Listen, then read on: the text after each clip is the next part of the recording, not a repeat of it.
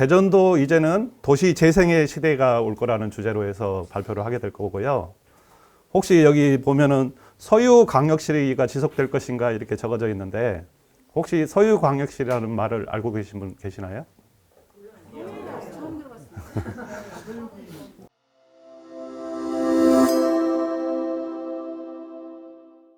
네, 안녕하세요. D조 지역 브리핑을 발표하게 된 129기 대전의 문재호입니다. 오늘의 발표 주제는 대전도 이제는 도시 재생의 시대가 올 거라는 주제로 해서 발표를 하게 될 거고요. 혹시 여기 보면은 서유광역시가 지속될 것인가 이렇게 적어져 있는데 혹시 서유광역시라는 말을 알고 계신 분 계시나요? 이게 대전광역시가 지속해서 서쪽으로 그리고 북쪽으로 해서 서구와 유성구로 확장하다 보니까 그 대전 자체 사람들의 선호도가 서구와 유성구로 한정이 많이 돼 있습니다. 그리고 투자 자체도 서구 유성구로 해야 된다는 인식들이 강하기 때문에 대전시를 속된 말로 서유광역시라고 표현하기도 합니다. 그래서 오늘은 그 아파트 공급 지역과 인구 이동으로서 살펴봐서 지금까지 그 서구 유성구를 확장해서 서유광역시가 된 이유와 그리고 앞으로 도시 재생의 시대가 다시 오게 될 건데 그 과정들에 대해서 설명을 하겠습니다. 대전 세종에 대해서 들어가기 전에 저기 충청권 큰 틀에서 대전과 세종, 청주권을 연결하는 충청권 발전 전략을 우선 살펴보도록 하겠습니다. 충청권 발전의 3대 추진 전략은 행정과 균형 발전의 중심으로서의 충청권과 그리고 충청권 핵심 권역의 광역 및 간선망 연계 강화를 하게 돼 있고요. 대전, 세종, 충북 광역철도 구축을 하고 서해선, 경부 고속선을 연결할 계획을 갖고 있습니다.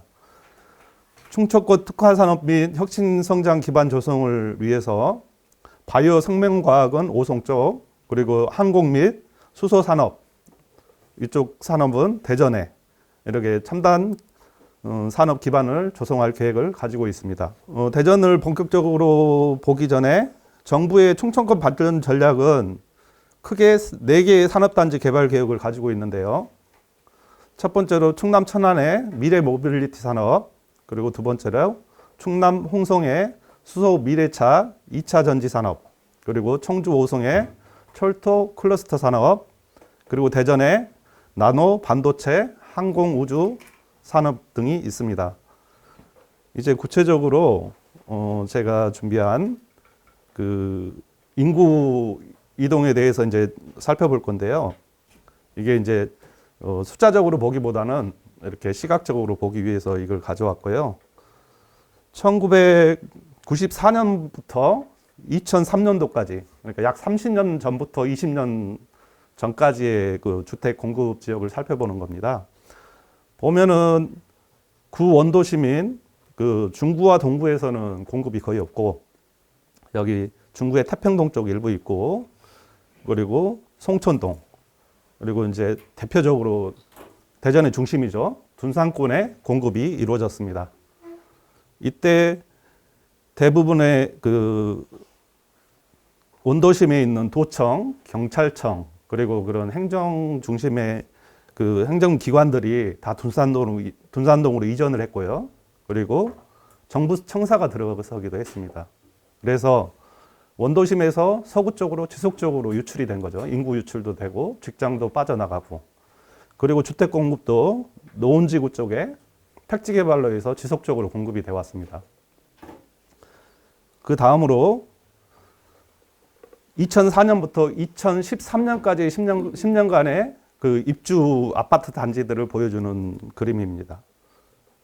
여기 둔산권은 마무리가 됐고, 다음으로 대표적인 베드타운인 도안 신도시 공급이 본격화됩니다. 그래서 1단계 1차에 대해서 입주가 많이 이루어지고, 반석지구의 택지 개발지, 그리고 이쪽 관평동 옆에 송강 지역에 대해서 택지 개발로 지속적으로 공급이 이루어집니다. 이 시기에 대전 원도심 쪽에 이제 이때 이명박 정권이 있을 때거든요. 그 뉴타운 공약이 좀 나오고 하던 시기라 일부 재개발지에서 공급이 되고 LH에서 그 LH 산업으로 주거환경 정비로 해서 원도심에 일부 공급은 됐지만 월등하게 택지 개발로 해서 서구와 유성구로 지속적으로 공급이 된 모습을 볼 수가 있습니다. 다음은 최근 10년간의 공급 내용입니다. 지금도 여전히 원도심에는 거의 공급이 없죠. 그리고 관저동, 도안 신도시 1단계 2차, 그리고 여기 노은 3, 4지구, 그리고 죽동지구. 계속해서 서구와 유성구로만 공급이 되어 왔습니다. 이렇게 공급이 꾸준하게 서구와 유성구로 지속되었기 때문에 인구는 당연히 서구 유성구로 유출이 될 수밖에 없는 상황이었죠. 그리고 이때 보면 2000년도, 2010년대인데 원도심의 재개발로 재건축으로 공급 자체가 거의 멸실되어 있는 걸 볼 수 있습니다.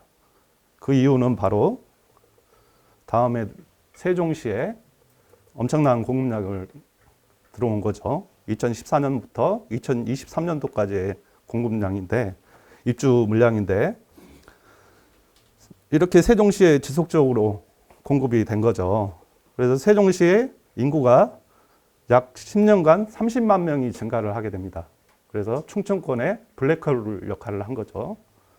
이거를 좀 더 시각적으로 보게 되면 이렇게 결국 경기도권에서도 내려왔지만 충청권, 충남, 충북 그리고 대전에서 블랙홀처럼 인구를 빨아들이게 됩니다. 그걸 다시 대전 기준으로 보면 대전은 10년간 9만 명이 줄어들었습니다. 그런데 거기서 유일하게 줄지 않는 게 유성구거든요. 그리고 그 인구 이동을 더 그림으로 살펴보면 영남 호남권에서 인구가 유입돼서 결국 수도권과 세종으로 다 유출돼서 빠져나갔습니다. 아까 봤듯이 유성구만 유일하게 대전에서 인구를 계속 유지해서 지켜줬다고 했죠. 오히려 증가를 하고, 그거를 시각적으로 보면 원도심 쪽에서 인구들을 대덕구, 중구, 동구, 서구에서 인구가 유입돼서 결국은 세종시나 경기도로 빠져나간 것을 볼 수 있습니다. 그래서 이걸 통합해서 보면 세종시가 공급이 지속되는 기간 동안 대전은 공급량이 많이 줄었습니다. 그리고 세종시가 이제 6생 일부 입주가 남아있고 5생 계획이 있지만 최근에 공급량이 많이 줄어들 수밖에 없는 상황입니다. 세종시가 공급량이 줄어드니까 상대적으로 대전시의 공급량이 늘고 있습니다. 그래서 지금까지는 계속해서 서구 유성구로 유출이 되면서 서유광역시라는 말이 나올 정도로 치중되는 현상이 일어났는데요. 그렇다면 앞으로 이러한 현상이 계속될지에 대해서 살펴보도록 하겠습니다.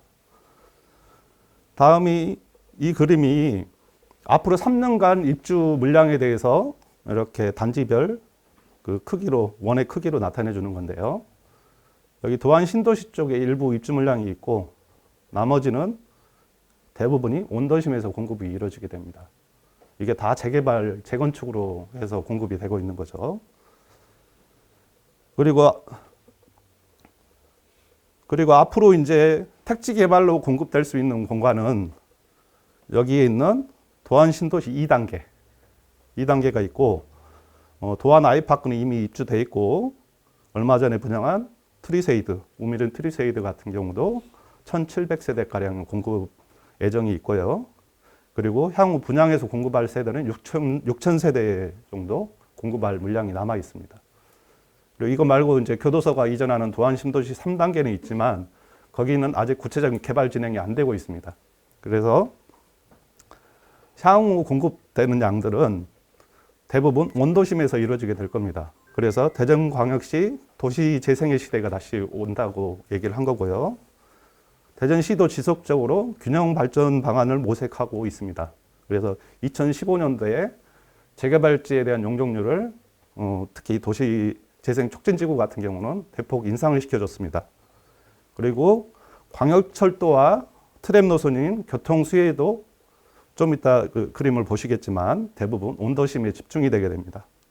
그리고 얼마 전에 통과된 도심 융합특구법이 최종 통과를 했습니다. 그것 또한 원도심을 좀 더 균형 발전을 모색하기 위한 시의 정책입니다. 이게 바로 도심 융합특구 구역인데요.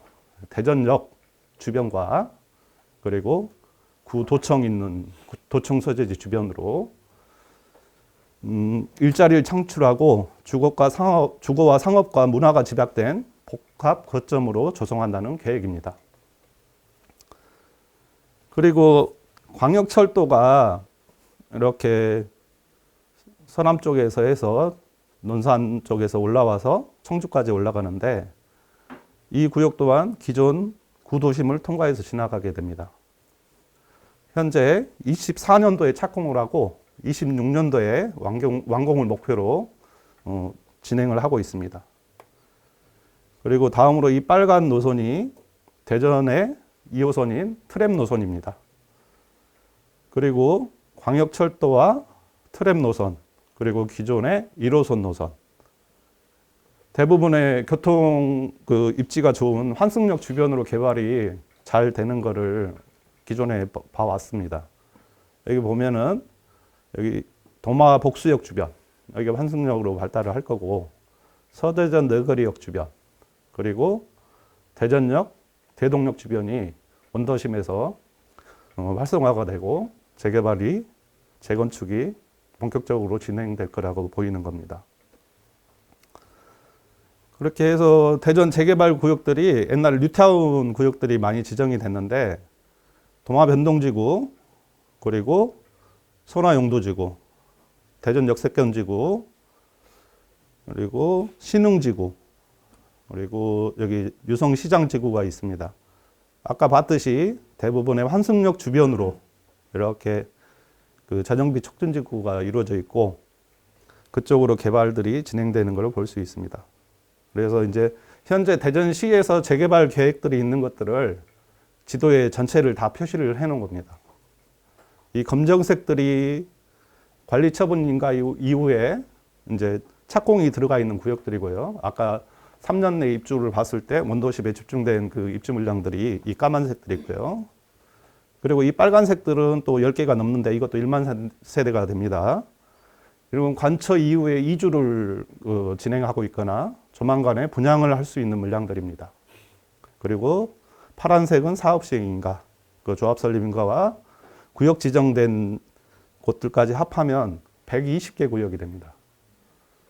그리고 그 아까 말했듯이 택지 개발에 제한이 있기 때문에 앞으로는 지속적으로 그 선행된 도시, 서울이나 부산, 대구처럼 도시 재정 사업으로 해서 재개발, 재건축으로 꾸준한 주택 공급이 이루어질 거라 생각합니다. 그 아까 봤던 여러 개의 재정비 촉진 지구 중에 가장 크고 서구 유성구 인구 유입 효과가 좋을 것으로 보는 게 도마변동 재정비 촉진지구입니다. 현재 재정비 촉진지구로 지정된 16개 구역 정도가 2만 5천 세대고 그 이외에 이쪽에 도마변동 A구역, 도마변동 B구역, 그리고 도마 A구역 이렇게 구역 지정을 위해서 움직이고 있는 구역까지 합하면 3만 세대에 이르는 도안 신도시구대 대단지가 공급하게 될 겁니다. 그래서 이제 그 재개발지에 투자할 때는 각 단계별로 투자 리스크와 수익률이 달라집니다. 설립기인 초창기, 조합 설립이 되기 전에는 리스크가 센 만큼 수익률도 높게 되고 진행기인 조합 설립 이후 관리 처분까지는 리스크는 좀 상대적으로 줄어들 거고 수익률 또한 약간 줄어들게 됩니다. 그리고 관리 처분이 지나 착공기가 되면 리스크는 많이 줄고 수익률도 그만큼 줄어듭니다. 도마변동에 설립기에 있는 구역들은 도마변동 16구역과 6-1구역, 그리고 진행기는 4구역, 5구역, 12구역, 13구역이 있습니다. 그리고 착공기에 들어선 곳들은 도마변동 11구역과 도마변동 9구역, 도마변동 1구역이 현재 철거하고 분양을 하고 있거나 아니면 착공해서 공사를 하고 있는 중입니다. 그래서 각 그 도마변동 재정비 촉진지구의 진행 단계에 따라서 그 구역들을 살펴볼 건데요. 첫 번째로 보는 게 도마변동 11구역입니다. 여기는 2025년 1월에 입주 예정이고요. 총 분양 세대수는 총 세대수는 1,558세대입니다. 현재 건축비가 워낙 많이 인상되고 있기 때문에 새롭게 공급되는 아파트들의 분양가가 1,800만 원대를 대전도 웃돌고 있어서 1,500대에 분양한 이 단지가 상대적으로 투자성이 좋고 인기가 올라가고 있는 추세입니다. 다음으로 볼 곳은 도마변동 9구역인데요. 12월 17일 날 이게 분양 공고를 했습니다. 총 세대는 818세대고요. 분양가는 1,830만 원 정도의 기준 고층 위주로 이렇게 분양을 했고, 분양 완판에 대해서는 의문을 갖고 있는 상태입니다. 그리고 이제 다음이 사업 시행인가를 준비를 하고 있는 도마변동 5구역입니다. 여기 같은 경우는 그 규모는 2,874세대 대단지고요. 주로 중대형 평형이 많이 구성되어 있습니다. 그리고 초등학교 부지를 확보해서 초품화가 되기 때문에 진행 단계는 좀 느리지만 향후에 진행이 됐을 때는 이쪽 그 지역에서 대장급 단지가 될 걸로 생각하고 있습니다. 그리고 최종 마지막 구역인데요. 제 사무실에 있는 구역인데 도마변동 16구역입니다.